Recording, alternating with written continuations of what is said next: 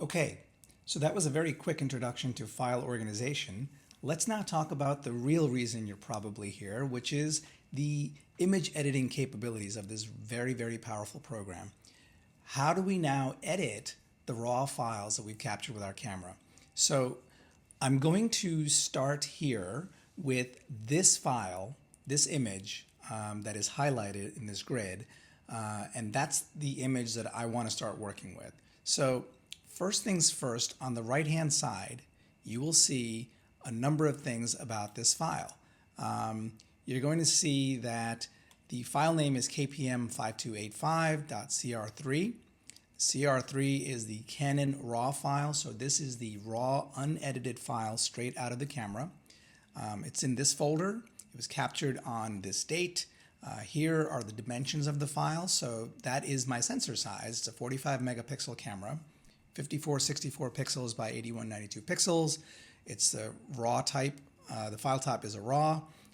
Here is some additional information about the EXIF. So you've got the type of camera, the lens that was used, the f-stop, exposure bias, so on and so forth. So you've got a whole bunch of information here about how this picture was taken. So I'm in the library, right? This is where I see all of my smart previews. Remember, in the file organization section, we talked about the smart previews that were built. These are the previews that I'm looking at. So I want to work with this file. So I've highlighted it. Come over here to develop.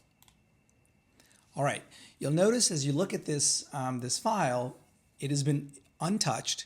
It looks kind of muddy. It looks a bit bland, a little flat. So we're going to edit this so that it accurately captures what our own eyes saw.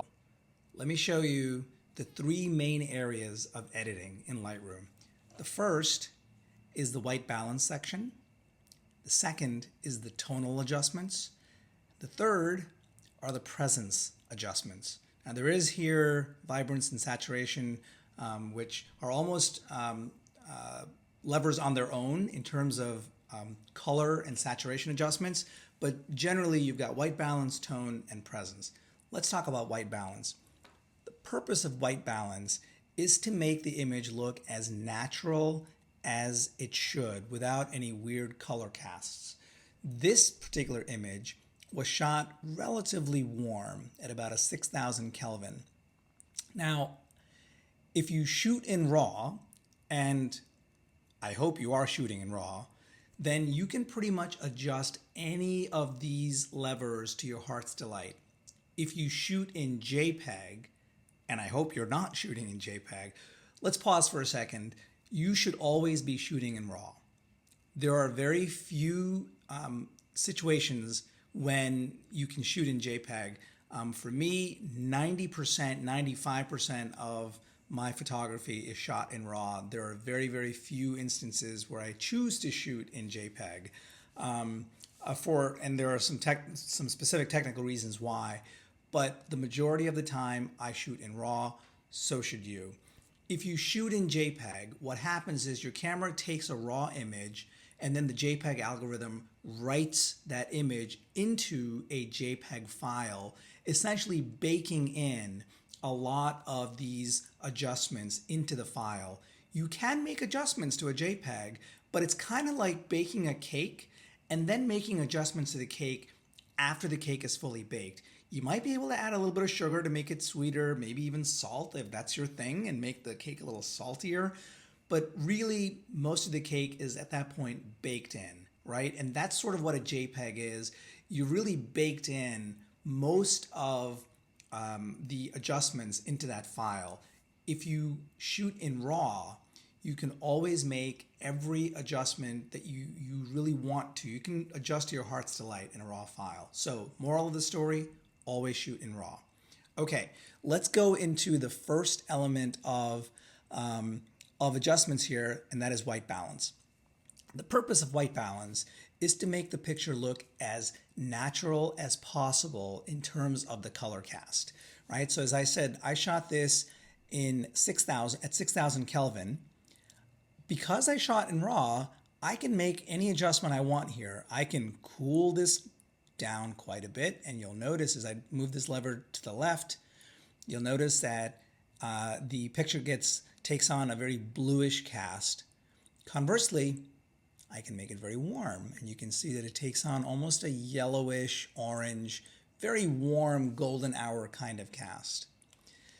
Now you've got the second lever here called tint, right? And so tint is essentially between green and magenta, and tint works hand in hand with the temperature lever.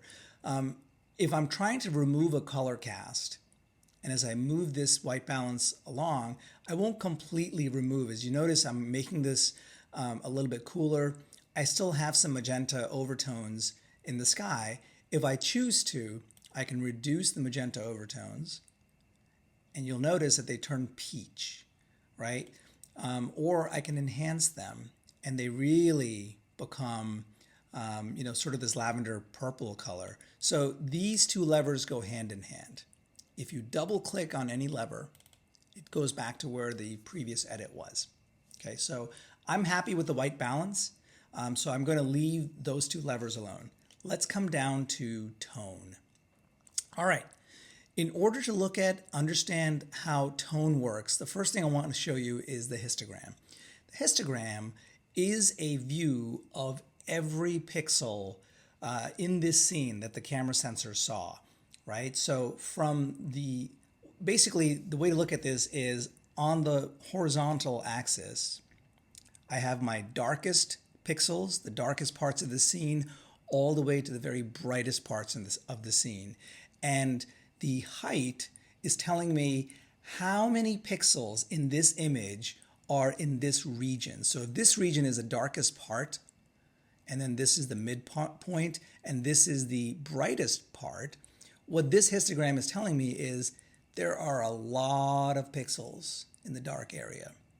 There's very few pixels in the middle area, few more pixels in the slightly brighter area, and then in the brightest part, again, very, very, very few pixels. Now, if you look at this image, that makes sense. There's a ton of darkness in all of these trees. There is some brightness up here in the sky. There's a little bit of brightness here in the second to brightest area, right? But by and large, most of this scene is pretty dark. And that's exactly what this histogram is saying. So the first thing I adjust in any photo is the black point. The black point is this point right here. And this lever here, blacks, controls that. So what this is saying is, if I move this lever to the left, it's going to move my black point darker. If I move it to the right, it's going to make my black point brighter. So essentially, what is the true black in this image, and how bright or how dark should that true black be, right? That's up to you. That's interpretive, but that's what this lever allows you to do. And you'll notice that what's happening is this bottom left, the very dark part of the histogram, is what moves. Now, of course, it's all connected, so all of these others sort of shift along with it, but primarily you're moving this part. This right here is what you're moving. And the goal is to get it, you want to get as much depth in a photo as you can without clipping, without losing details in the darks or without losing details in the highlights, in the whites. So the way to do this is to push this to the left as much as you can without this this white arrow turning on. So when this arrow comes on, it's telling me that I'm clipping in my darks. If I click that, you can see right here, this kind of like these blue pixels right here. Lightroom is telling me that, hey, your darks are clipped right here, right? Your shadows are clipped. You can't see any details in there. And that's pretty much correct. I can't see any details in these shadows. So I'm going to move this back up until